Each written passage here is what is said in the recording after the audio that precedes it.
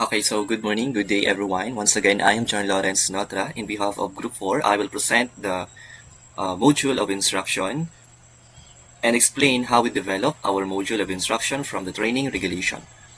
Under the common competencies, under this task, we will now discuss the common competencies. Last activities, we discussed the basic competencies, which is this one. And this time, we will discuss the common competencies. Under common competencies, we have four competencies. And from these four competencies, I will just choose one competencies for the representative for the all competencies. I will choose the maintain these competencies, which is the maintain effective relationship with clients or customers. The module titles of this module, we will create this module, maintaining effective relationship with clients and customer. The module descriptor here, we can see here, and the nominal duration, 4.5 hours. Under the competencies of maintain effective relationship with clients and customer, we have three learning outcome.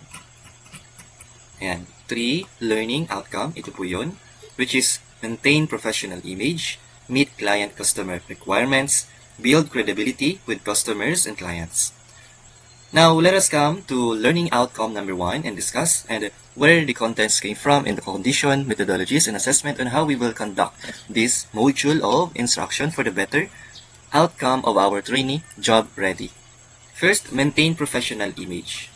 Under this element, learning outcome, specifically meron tayong 4 na specific na action or requirement para ma-achieve natin yung learning outcome na ito. Which is dito namin kinuha yung assessment criteria, uniform and personal grooming. Siyempre, kapag ikaw ay barber, dapat ikaw mismo ay maayos na tingnan. Personal presence maintained according to employer standards. Siyempre, may mga standards din ang mga employer na ina-expect ng mga client natin.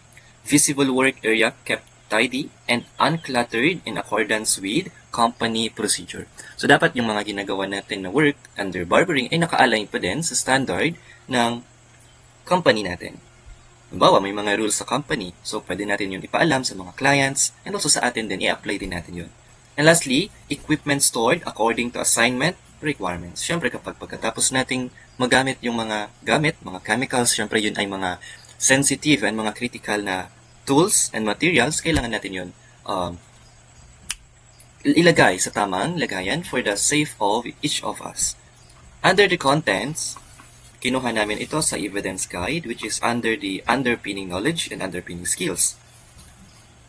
So kung makikita nyo po dito, since pinag-uusapan natin ay professional image, we choose the underpinning knowledge, which is uniform and personal grooming. Ito po yun. Also, occupational health and safety requirement for the assignment.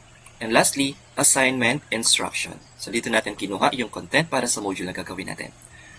In regards sa conditions, we get that from a range of variables. So since maintain professional image, we choose the variable under, ayan, hanapin natin, ito, personal presence. Include dito ang stance, posture, body language, demeanor, and grooming. So para malaman ng trainee natin na ito dapat yung condition na ma-achieve para ma-hit natin yung learning outcome na ito. Sa module na ito, matututunan natin kung paano tumayo, yung postura natin, yung body language natin, yung mismong nakikita sa atin ng client natin. Under methodologies and assessment methods, same lang din naman po iyon. Dito natin kinuha sa page 54. Pakita lang natin para ma-proof natin na ito ay galing sa TR. Ayan, common competencies, methodology. Ayan, so dito, and common competencies, methodologies, group discussion and interaction, assessment method, dito natin kinuha, written test, practical performance test, and interview. Okay po. So we will proceed now to the learning outcomes number 2. Under learning outcomes number 2,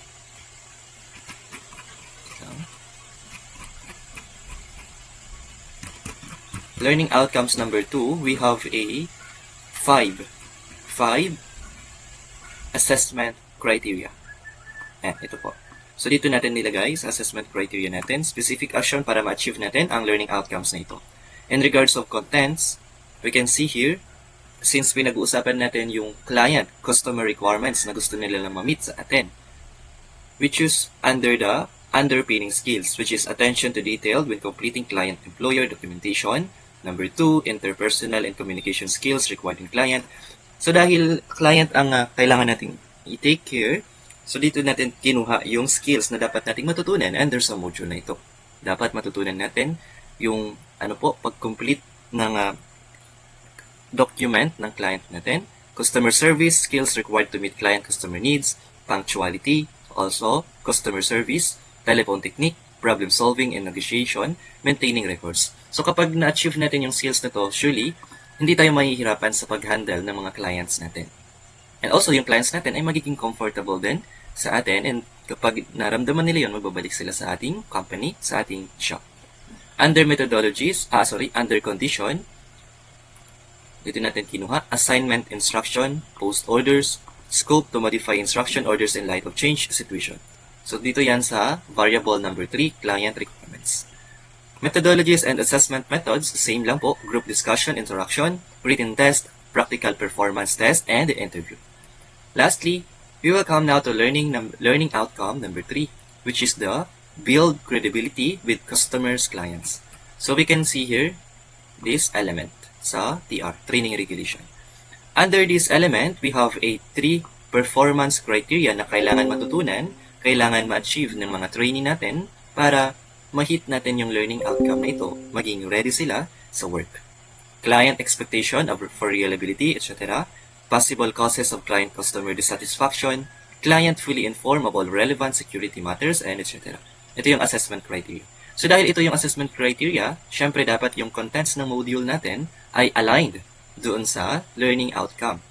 So that's why, dito natin kinuha ulit sa underpinning skills, which is same lang po kanina.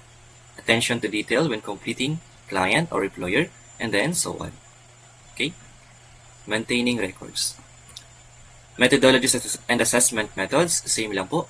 So, kapag na-hit natin or nakuha natin kaagad yung mga assessment criteria, yung contents, condition, kapag nabuo natin ito sa isang module, surely yung module of instruction natin ay magiging maayos, and yung training natin ay madali ding maintindihan at matututunan yung mga skills, knowledge, and yung mga gagawin nila para in that case, maging ready sila sa practical work.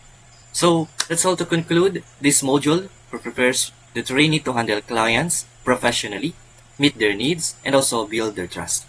It follows the competency-based approach, ensuring that the learning is practical and job ready.